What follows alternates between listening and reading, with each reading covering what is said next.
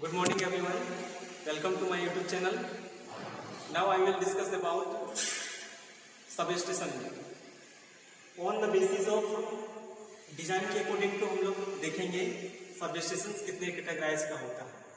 हम last class में explanation कर चुके थे कि ये दो टाइप्स का होता है, indoor type substation and outdoor type substation. तो आज हम देखेंगे यहाँ पे brief explanation about indoor type substation.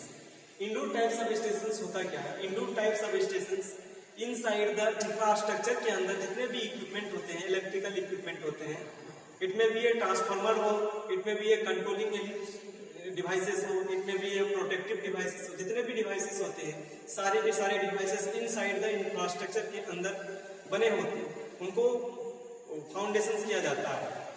ठीक है, तो हम देखेंगे एक कंपार्टमेंट के अंदर में कौन कौन सा सेक्शन का रिक्वायरमेंट पड़ता है इंडोर सबस्टेशन को डिजाइन करने के लिए।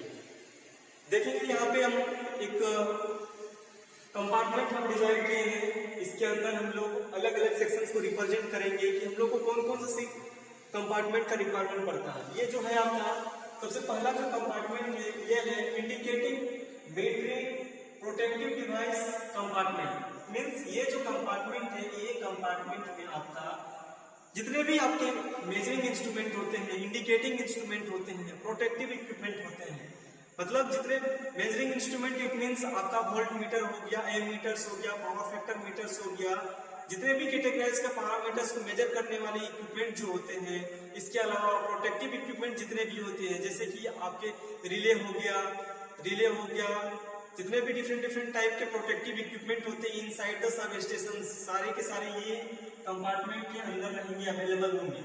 इसके बाद नेक्स्ट जो कंपार्टमेंट है आपका ये पूरा का पूरा ये पूरा कंपार्टमेंट आपका है ये circuit breaker operating mechanism compartment. कहने का मतलब जितने भी इक्विपमेंट होंगे सारे के सारे इक्विपमेंट का जो मैकेनिज्म होगा, ऑपरेटिंग मैकेनिज्म, ये टोटल ये कंपार्टमेंट में होगा। कहने का मतलब क्या है कि सर्किट ब्रेकर क्या है? Circuit breaker CB it mean circuit breaker. Circuit breaker का काम होता है ऑन ऑफ करने का काम। यहाँ से सारा चीज ऑपरेटिंग का काम होगा। जितने भी इक्विपमेंट लगे हुए हैं सारे के सारे इक्विपमेंट को ऑपरेट करवाना, ऑन करवाना, ऑफ करवाना, ये सारे के सारे किसका काम है? ये यहाँ पे जितने भी ऑपरेटिव मैकेनिज्म, इट मीन्स क्या है, यहाँ पे आइसोलेटर्स लगे हुए हैं, सर्किट ब्रेकर्स लगे हुए हैं। सर्किट ब्रेकर से हम लोग क्या करते हैं, जो भी आउटगोइंग फीडर होता है, इनकमिंग फीडर होता है, दोनों के बीच में हम लोग क्या करते हैं, कनेक्शन डिस्कनेक्ट एंड कनेक्ट करने का काम करते हैं सर्किट ब्रेकर में। इसके अलावा ये जो कंपार्टमेंट है आपका कंट्रोल कंपार्टमेंट होता है। कहने का मतलब क्या है, ये जो कंपार्टमेंट दिख रहा है, ये कंपार्टमेंट ये आपका कंट्रोल कंपार्टमेंट है। इसके बाद ये आपका है मेन बस बार कंपार्टमेंट। ये है आपका कंपार्टमेंट ऑफ सीटी for cable ceiling and boxes compartment है। तो सारे के सारे कंपार्टमेंट को हम वन बाय वन करके एक्सप्लेनेशन करेंगे ब्रीफ तरीके से। सबसे पहले जो कंपार्टमेंट होता है हमारा यहाँ पे, सबसे पहले कोई भी सब स्टेशन होता है, सब स्टेशन में ट्रांसफार्मर होता है। ट्रांसफार्मर इनकमिंग फीडर से रिसीव करता है हाई वोल्टेज को। रिसीव करने के बाद उसको इट में भी उसको स्टेप डाउन करना है या फिर स्टेप अप करना है। जनरली देखा जाता है इंडोर सब स्टेशन का जो रेटिंग होता है मैक्सिमम 11 kV का होता है, लेकिन इसके अलावा भी हम लोग क्या करते हैं, कभी कभी हम लोग 33 kV का सब स्टेशन भी हम लोग डिजाइन करते हैं, तो बहुत रेयर केस में, लेकिन हम लोग 11 kV का maximum indoor type sub station को डिजाइन करते हैं हम लोग। ठीक है, तो यहाँ पे सबसे पहले देखेंगे ये सब स्टेशन होता है। सब स्टेशन क्या करता है, सबसे पहले ट्रांसफार्मर रिसीव करता है आउट इनकमिंग फीडर को। रिसीव करने के बाद उसको स्टेप डाउन करता है। स्टेप डाउन करने के बाद through a circuit breaker and isolator के थ्रू से पास करता है। कहाँ पे? आउटगोइंग फीडर में।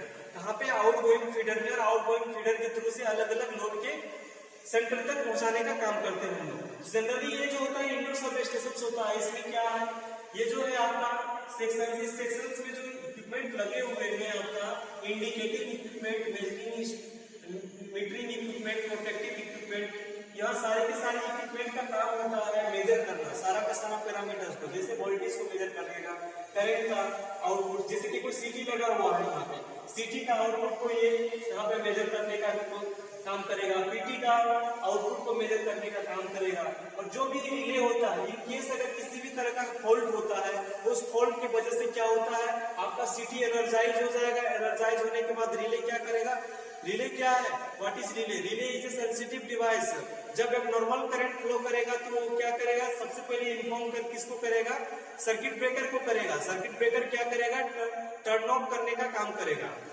एज ए नॉर्मल कंडीशंस में वो एनर्जाइज नहीं होता, लेकिन एबनॉर्मल कंडीशंस में रिले क्या करता है? वो एनर्जाइज हो जाता है और एनर्जाइज होके वो सर्किट ब्रेकर को क्या कर देता है? वो ऑन उसको ऑफ करवा देता है। जब कभी भी एबनॉर्मल करंट फ्लो करता है अक्रॉस द सिटी, तब जाके रिले क्या होता है? रिले क्या हो जाता है? सेंसिटिव हो जाता है। सेंसिटिव होने के बाद फाइनली वो सर्किट ब्रेकर को टर्न ऑफ करवाता है। जब भी वो नॉर्मल कंडीशंस में आता है वो ऑटोमेटिक क्या कर जाता है? वो ऑन करवा देता है। तो ये है रिले का काम है। इसके बाद देखते हैं यहाँ पे ये जो मैकेनिज्म, ये जो सेक्शंस दिख रहा है, ये कंपार्टमेंट, इस कंपार्टमेंट के अंदर में जितने भी इक्विपमेंट है सारे के सारे इक्विपमेंट का यहाँ से आपका ऑपरेट होता है। इट मींस क्या? वर्क होता है ये कंपार्टमेंट के थ्रू से। इसके बाद ये जो कंपार्टमेंट है कंट्रोल कंपार्टमेंट, हम लोग कंट्रोल कंपार्टमेंट का रिक्वायरमेंट कंट्रोल पैनल होता है। कंट्रोल पैनल के थ्रू से हम लोग क्या करते हैं? जितने भी मैनुअल जो डिवाइसेस होते हैं सारे के सारे मैनुअल डिवाइसेस को कनेक्ट करके हम लोग एक कंट्रोल पैनल के द्वारा इट में भी हम लोग मैनुअली भी कंट्रोल कर सकते हैं या फिर उसको हम लोग ऑटोमेशन के द्वारा भी कंट्रोल कर सकते हैं। डिफरेंट हम लोग ऑटोमाइजेशन के थ्रू से, एप्लीकेशंस के थ्रू से भी हम लोग इसको कंट्रोल कर सकते हैं इस कंट्रोल पैनल के थ्रू से। ये जो सेक्शंस होता है, इस सेक्शंस के थ्रू से हम सारे का सारा इनकमिंग पैरामीटर्स, आउटगोइंग पैरामीटर्स या फिर जितने भी इक्विपमेंट का पार्टिकुलर रेटेड वैल्यू है सारे का सारे वैल्यू को हम लोग डिटरमाइन करते हैं या उसको ऑपरेट भी करते हैं इस कंट्रोल कंपार्टमेंट से करते हैं। इसके बाद यहाँ पे क्या है? यहाँ पे कंपार्टमेंट फॉर सीटी and cables and ceiling boxes. ये जो कंपार्टमेंट है इस कंपार्टमेंट में हम लोग क्या करते हैं? केबल को जो भी होती है सीटी वगैरह का कंपार्टमेंट होता है, ये सीटी जैसे सर्किट, ये सीटी हो गया, करंट ट्रांसफार्मर हो गया, पीटी हो गया, पोटेंशियल ट्रांसफार्मर हो गया, लाइटिंग अरेस्टर हो गया। हम कभी भी आउटगोइंग फीडर हो, इनकमिंग फीडर हो, हम सीटी यूज करते हैं, पीटी यूज करते हैं, सबको ये कंपार्टमेंट में यूज करते हैं। और cable ceiling boxes, it means क्या है? हम कभी भी मेरा जो आउटगोइंग फीडर जाएगा कहीं भी, यहाँ से कहीं पे भी आउटगोइंग फीडर जाएगा तो अगर इंडोर टाइप सब स्टेशन रहा तो वो उसको ओवरहेड डिस्ट्रीब्यूशन लाइन के थ्रू से नहीं भेजेंगे, उसको अंडरग्राउंड डिस्ट्रीब्यूशन लाइन के थ्रू से भेजेंगे। क्योंकि मोस्टली जो यूज किया जाता है ये indoor type sub station use किया जाता है। मोस्टली पॉपुलेटेड इलाका में इसका यूज किया जाता है, जहाँ पे मोस्टली कंजेस्टेड इलाका होता है वहां पे जब कभी भी इसका आउटगोइंग फीडर जाएगा कहीं पे भी लोड सेंटर तक, तो उसको हम लोग क्या करना होगा? केबल को सीलिंग करना होगा, अंडरग्राउंड डिस्ट्रीब्यूशन लाइन के थ्रू से लोड सेंटर तक ले जाने का काम करना होगा। तो ये रहा इसका, ये जो सेक्शन है आपका कंपार्टमेंट ऑफ सीटी, PT and different cable ceiling boxes है, इस कंपार्टमेंट का काम ये है। इसके बाद जो ऊपर में है यहाँ पे मेन बस बार कंपार्टमेंट। एक बस बार का काम होता है, जो भी इनकमिंग फीडर होता है उस इनकमिंग फीडर को क्या करता है? Incoming feeder and outgoing feeder को एक जगह पे टेपिंग करने का काम करता है, एक बस बार का काम होता है। यहाँ पे ये जो सेक्शन से आपका क्या है? मेन बस बार कंपार्टमेंट है। इस मेन बस बार कंपार्टमेंट के थ्रू से हम लोग क्या कर सकते हैं? इनकमिंग एंड आउटगोइंग जो भी फीडर होता है उसको इंटरकनेक्ट करने के लिए काम आता है। मेन बस बार फीडर का काम ये होता है। इसके अलावा ये जो जितने भी ये कंपार्टमेंट आपको देखने को मिल रहा है, ये कंप्लीटली इसको ये इंसुलेटिंग, ये जो इसका आउटर मोस्ट लेयर होता है इनसाइड द, उसको इंसुलेटिंग लेयर कर दिया जाता है ताकि यहाँ पे किसी भी कैटेगराइज का अगर यहाँ पे आर्क प्रोड्यूस होता है ड्यू टू किसी भी कारणवश, अगर शॉर्ट सर्किट के वजह से हो, किसी भी कारणवश अगर इसके वजह से अगर यहाँ पे शॉर्ट सर्किट होता है तो इसको क्या किया जाएगा? उसको कम किया जाएगा। जो भी आर्क प्रोड्यूस होगा उस आर्क को कम कर किया जा सकता है। अगर यहाँ पे जो भी वाल होता है इस वाल के द्वारा, इस वाल में अगर कम, अगर यहाँ पे इंसुलेटिंग मटेरियल्स का लेमिनेशन की फॉर्म अगर रखते हैं तो ये जो भी आर्क प्रोड्यूस होगा आर्क को वो कम करने का कोशिश करेगा। और देखेंगे हम लोग इसमें मेन एक्सिलरी इक्विपमेंट कौन सा इक्विपमेंट यूज होता है इनसाइड द इंडोर सब स्टेशंस में। इनसाइड द इंडोर सब स्टेशंस में मेन जो एक्सिलरी इक्विपमेंट यूज होता है आपका fire fighting, fire fighting equipment use होता है। जब कभी भी अगर आग लगता है तो फायर फाइटिंग का नीड पड़ता है। फायर फाइटिंग इट मींस क्या? कभी शॉर्ट सर्किट के वजह से अगर यहाँ पे इनसाइड इंडोर सब टाइप सब स्टेशंस में अगर आर्क प्रोड्यूस होता है, आर्क प्रोड्यूस होने की वजह से आग लगेगा तो ये जो आग को कंट्रोल करने के लिए हम लोग को फायर फाइटिंग इक्विपमेंट का रिक्वायरमेंट पड़ता है। फायर फाइटिंग इक्विपमेंट का रिक्वायरमेंट पड़ता है। यहाँ पे जो होता है ये इंसुलेटिंग गैसेस के फॉर्म में होता है, सब्सटेंस गैसेस का भी यूज करते हैं, या फिर हम लोग यूज करेंगे रॉक्स का यूज करेंगे। देन पर इसके अलावा भी हम लोग को बैटरी स्टोरेज इक्विपमेंट का रिक्वायरमेंट पड़ता है, बैटरी का रिक्वायरमेंट पड़ता है हम लोग को, पावर स्टोरेज इक्विपमेंट का रिक्वायरमेंट पड़ता है। यहाँ पे जो भी कंट्रोल पैनल होता है, मोस्टली जो कंट्रोल पैनल होता है, कंट्रोल पैनल को हमको चार्ज करना पड़ता है डीसी पावर के थ्रू से चार्ज करना पड़ता है।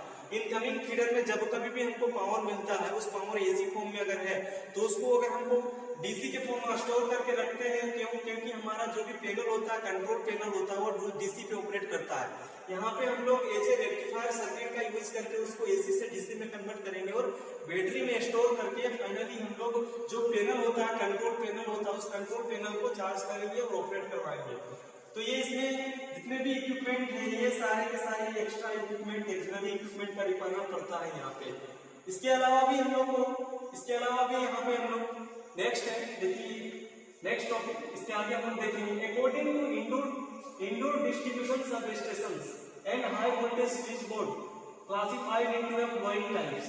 अगर हम लोग indoor distribution sub station transformer को क्लासिफाई करेंगे तो ये जनरली इसके according to on the design of indoor distribution transformer का डिजाइन के अकॉर्डिंग टू, तो ये जनरली 3 कैटेगराइज में होता है। पहला जो है आपका ये है इंटीग्रली बिल्ड टाइप है, दूसरा है कंपोजिट बिल्डअप टाइप, तीसरा है आपका unit type factory fabricated sub station. इसका दूसरा अनदर नाम है मेटल प्लेट स्विच बोर्ड। ये आपका क्या है, जनरली हम लोग जो इंडोर डिस्ट्रीब्यूशन सब स्टेशन होता है उसको जनरली जो क्लासिफाई करते हैं अकॉर्डिंग टू डिजाइन के अकॉर्डिंग टू, जगह के अनुसार कि हम लोग उन जगह पे अगर यूज करते हैं कि ऑन द साइट में, किसी के साइट, कोई भी अगर साइट है उस साइट में अगर हम लोग किसी भी सब स्टेशन का, कोई भी ट्रांसफार्मर का अगर हम लोग वहाँ पे फाउंडेशन करते हैं कोई भी साइट में, पार्टिकुलर साइट में, तो वो आपका क्या कहलाएगा, integrally build type sub station कहलाए। कोई भी ट्रांसफार्मर को अगर किसी भी साइट में अगर उसको हम लोग फाउंडेशन करते हैं तो वो कहलाएगा आपका इंटीग्रली बिल्ड टाइप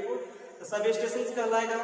इसके बाद आता है composite build up type. Composite build up type it means क्या है, किसी भी अगर वर्कशॉप है या फिर किसी भी जगह पे अगर हम लोग ट्रांसफार्मर को क्या करते हैं, अगर वहाँ पे इंस्टॉल करते हैं, कोई वर्कशॉप है, उस वर्कशॉप में मैन्युफैक्चरिंग का वर्क चलता है, कोई इंडस्ट्री है, कोई मैन्युफैक्चरिंग इंडस्ट्री है, मैन्युफैक्चरिंग इंडस्ट्री के बगल में वर्कशॉप है, वर्कशॉप के बगल में अगर हम लोग कोई भी ट्रांसफार्मर को इंस्टॉल करते हैं वो पावर के लिए, और वर्कशॉप को पावर के लिए, तो वो जो इंस्टॉलेशन कहलाएगा आपका composite build up type sub station कहलाएगा।